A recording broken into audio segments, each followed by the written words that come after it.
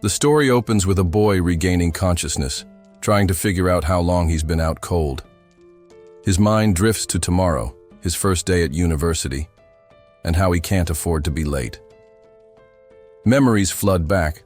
A boy dragged him to this remote clearing and knocked him unconscious. That same boy sneers, mocking Ling Si, saying he's cursed to have been stuck with someone like him in high school. He doubts university will be any different. Ling Si, an orphan, has been enduring this torment for years. The bully, Hu, sarcastically calls him tough, impressed that he's still breathing after being beaten for 3 years straight. Though they were classmates in name, tormentor would be a better word for Hu. Hu mocks Ling's game avatar, saying it looks cool, unlike him in real life. He claims Ling must have made it that way to escape his real appearance. Without warning, Hu slams a fist into Ling's gut. Ling grimaces, thinking back to when this all began. It was just a harmless bump in the hallway during freshman year. He'd apologized back then, but with someone like Hu, apologies meant nothing. In this world, a phenomenon known as awakening marks the second stage of human evolution, triggered through the virtual game Heavenland. Those who reach max level early have a higher chance of their in-game character class becoming reality. These individuals, called the Awakened, gain real-life abilities from the game and are valued for their potential. They're trained, protected, and elevated to elite status. Hu is one of the Awakened. He wipes his bloody hand and sneers, calling Ling's blood filthy. One of Hu's friends warns him that Ling might die if he keeps hitting him. Hu scoffs, asking if he's grown, sympathetic toward human trash. His friend clarifies that he's not concerned about Ling. He just doesn't want any trouble for Hu. But Hu isn't worried. Someone like Ling dying wouldn't matter in their society. Ling stares at him, and Hu, irritated, lashes out. Again. He says what infuriates him the most is Ling's unshaken gaze, those eyes that won't give up. Hu then activates a skill called Rippling War Cry, a brutal warrior shout that damages both body and spirit. As the effect surges, he hurls more insults, confused why someone so worthless dares to look at him with such resolve. If only I had awakened, Ling thinks. If only I had a chance. Everything would be different. Eventually, the group decides to leave. It's gotten late. Hu complains that he didn't even get to fully stretch out and promises to finish the job next time. His friend suggests untying Ling, but Hu refuses, warning him that he'll be strung up next if he keeps talking. Alone, Ling Si dreams of a fresh start, a chance to begin anew. Somehow, he manages to untie himself and stumbles home. After washing away the dirt and blood, he notices his game helmet resting on the table. He picks it up, lies down on the bed, and slips it on. Inside the vast, digital realm of Heavenland, within its bustling main city, a player named Kasa logs in. His in-game handle is Ling Si, same as his real name. A level 120 shadow thief, Ling Si has reached the game's maximum level, a feat that reflects his relentless grind and dedication. Despite his skills, he often feels overshadowed by players who started earlier. Having joined a whole year late, he's still playing catch-up to the veterans who had a head start in exploring dungeons, acquiring rare gear, and mastering game mechanics. The day before, Ling Si managed to claim a coveted dark gold parody dagger after hours of effort. But instead of rising in the rankings, he watched himself slide further down the Thief class Global Combat Power leaderboard. Others seemed to rise. With little effort, some stumbled into undiscovered caves filled with loot. Others got carried by top-tier allies. His current rank sits at 396th place globally among thieves. It's a respectable achievement considering his late start. Between 2061 and 2062, he had maxed out his level within a year and skyrocketed from complete obscurity to a spot among the top 100,000 thieves worldwide. Still, when he thinks about the leaderboard's first page, home to the top 100 elite thieves, each practically a god in their own right, he can't help but feel discouraged. Climbing that high now feels almost impossible. As he turns away from the board, a thought gnaws at him. If only he had one more shot. Maybe, just maybe, he could awaken too. Elsewhere in the city, a group awaits Ling Si's arrival. A sharply dressed bodyguard speaks up, addressing the young woman beside him. "Miss, we really didn't need to bring outsiders in for this. The family's guild could have handled it." She waves him off. "No need to involve the family. If you hadn't tracked me down so fast, I'd already be teaming up with random players by now. But it's my duty to ensure your safety," the man insists. "There are too many shady players lurking around in Heavenland." "I'm not a child," she counters. "I know how to judge people.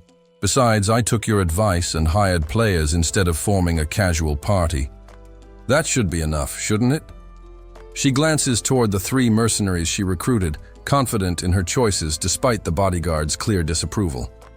Just then, Ling Si approaches and introduces himself. "Level 120, Shadow Thief, Ling Si." The bodyguard barely acknowledges him. "We've already reviewed your file. You're here to fill a slot, so stay out of the way." Ling Si remains silent, but inwardly scoffs. He never liked excessive talking in real life, and the constant chatter in-game feels no different. Players like Hugo, always talking, always judging. Another mercenary sidles up to him, eyeing him skeptically. "I heard you're not in a guild, and you're not with the All-Class Alliance either." "Correct. I play solo," Ling Si responds.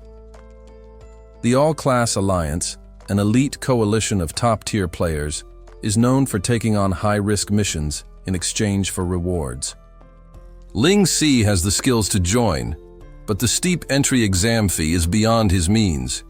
His in-game earnings are mostly redirected toward his real-life expenses. "Solo player, huh?" the mercenary mutters. "Last thing we need is someone like that dragging us down. No affiliations, no track record. For all we know, you're just here to get carried." Ling Si doesn't respond. He's heard it all before, and he's used to proving himself the hard way. Ling Se shoots a cold glance, clearly unimpressed by the tension in the room. The atmosphere grows heavier when a girl steps forward, urging everyone to stop arguing. With everyone present, she says, "It's time to begin the mission." She's clearly concerned. If this is how things are starting, how will they handle what's to come? Trying to ease her worry, the bodyguard reassures her, promising to protect her no matter what happens. The group is finally assembled, and, with the portal active, it's time to dive in. They nominate Ling Se to enter first. One by one, the rest of the team follows. But as they step into the teleporter, something's wrong. The energy pulse isn't normal. It twists violently, sparking erratically. Confusion erupts among the group. Nothing like this has ever happened before. Is it a glitch? A system error? The strange behavior started right after Ling Si went through the portal. Meanwhile, Ling Si finds himself somewhere completely unexpected. This isn't the mission map. The air feels unstable, and he's overwhelmed by a sharp, chaotic energy. A terrible sensation creeps over him. His body feels like it's being torn apart. Panic sets in. Is the game breaking down? Is this some kind of fatal bug? He begins to fade. His body dissolves piece by piece, yet a strange calm washes over him. There's no fear, only peace. As he unravels, he feels a release, like he's been carrying a burden for far too long. He wonders if it would be so bad to just vanish completely, even outside the game. There's nothing left in his real life he wants to hold on to, even though regret still lingers in his heart. Back with the team, confusion builds. The thief still hasn't arrived. Someone checks Ling Si's account and is shocked to see it disappearing, fading like it never existed. Elsewhere, Ling Se slowly awakens. Disoriented, he blinks against the light. Something feels off. His hands look too long. Everything about his body feels alien. He stumbles to a mirror and is stunned. His reflection is that of his in-game avatar, but he's here, in the real world. A weathered old man stands beside him, quietly observing. Ling Se stares, unsure whether to be scared. The man speaks gently, saying he found him while collecting trash. Ling Se, still confused, asks where exactly this place is. The old man offers him a bowl of soup, explaining he'd been unconscious for an entire day. Ling Se's stomach growls. He hadn't realized how hungry he was. Then a voice crackles from a nearby radio. The new game Heavenland, a multinational project, has been live for 3 months and is already breaking player count records as a... The broadcast continues. Ling Se's heart skips a beat. Did they just say the year is 2060? He's stunned. That's 3 years in the future. Or, did he go back in time? He blurts out the question. The old man confirms it. Yes, it's 2060.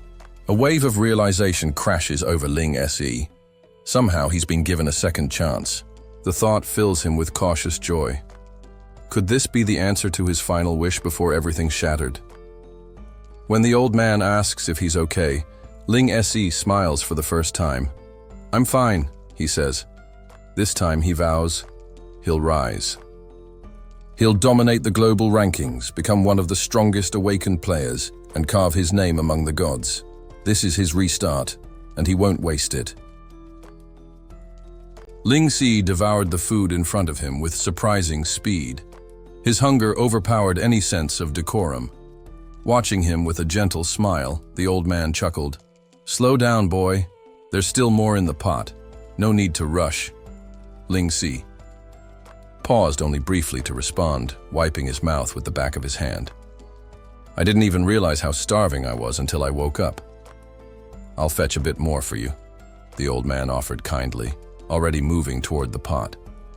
As he ladled more stew, he glanced over and asked casually, So, are you here by yourself? Where are your parents? The question struck a chord. Ling Se's expression darkened slightly. A silence hung between them before he finally muttered, I've always been alone, as far as I can remember. His thoughts wandered. Since childhood, he'd only ever observed others with families, students being scolded by parents, others being spoiled or given pocket money. He'd never known such connections. I don't even know where this place is, he added. I just ended up here. The old man nodded in understanding.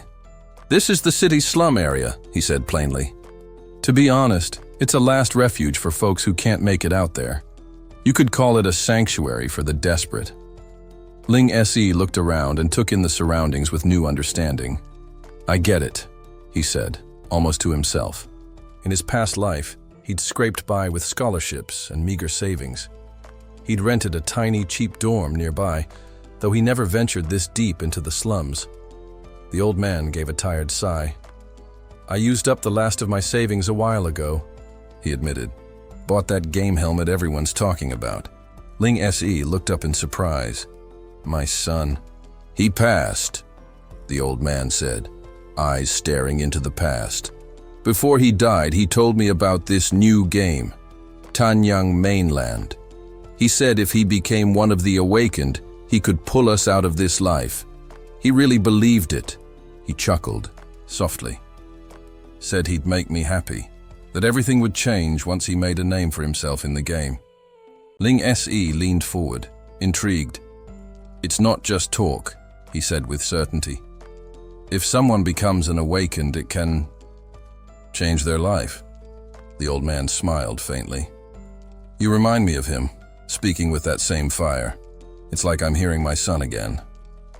He stood and turned toward a dusty old shelf, retrieving something carefully wrapped in cloth. I was holding on to this, he said, offering the bundle to Ling Se. It's the first-generation gaming helmet. My son treasured it, called It His Key to a Better Future. But now, he's gone. No point in letting it gather dust. Ling Se took it slowly, his hands tightening around it. I want you to have it, the old man said, his voice steady. Keep his dream alive if you can. I will, Ling Se said with quiet resolve. Not only will I carry on his dream, I'll surpass it. With that, he clutched the helmet tightly. This was the beginning. Everything would start here. He put on the helmet. The game system came online immediately, prompting him to create his character. He entered the name Ling SE. He selects the human race. It's the one he feels most at ease with. A system prompt appears, notifying him that each level will now grant him an extra point in both wisdom and perception. Though elves are often considered the noblest of races, with their graceful features and lithe frames ideal for both ranged and melee combat, he's never been a fan of their ears or their air of superiority. They gain 3 points in both agility and charisma, with additional bonuses to those stats at every level. Next are the beasts, formidable warriors defined by their brute strength and raw power. Their muscular physiques allow them to endure heavy blows and deliver devastating strikes. Choosing this race grants an initial boost of 3 strength and 3 defense, with both stats increasing by 1 per level. He considers his options carefully. While racial bonuses influence class performance, the real weight lies in profession. There are 5 major classes: warrior, mage, archer, thief, and cleric. Thieves, in particular, branch into 3 specialties, depending on race. Humans often become shadow thieves, experts in stealth and assassination. Elves lean toward becoming spiritual speed thieves, relying on agility and quick reflexes. Orcs, by contrast, evolve into assault thieves, masters of head-on combat. Naturally, he sticks with what he knows. He was a human shadow thief in his previous life and sees no reason to abandon that hard-won experience. He selects a male human and confirms the thief profession. With that, he unlocks the class's basic active skill, Backstab. Now the system prompts him to assign his 12 initial attribute, points. In his former life, he had followed a balanced build, but this time he chooses a different route.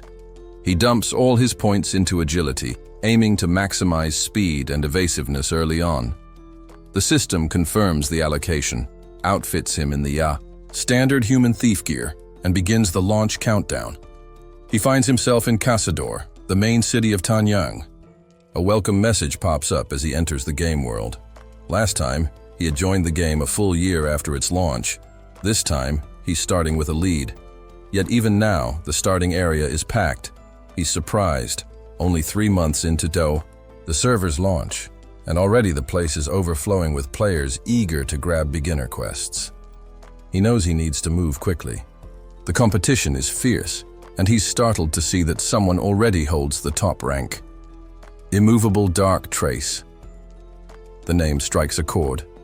No one knows who this mysterious player is. He never joins guilds, keeps his profile hidden, and yet, every guild wants him. In the previous timeline, he was known as the Human Emperor, an unmatched player who dominated the leaderboards. It's clear to him now, the top-tier experts from his last life are already climbing to their former glory. A few legendary guilds have even begun to appear on the charts, but this time he vows to rise above them all. Armed with knowledge from the past and a new resolve, he dons an impressive outfit designed for speed and precision and sets off into the wilds, ready to begin his ascent once more.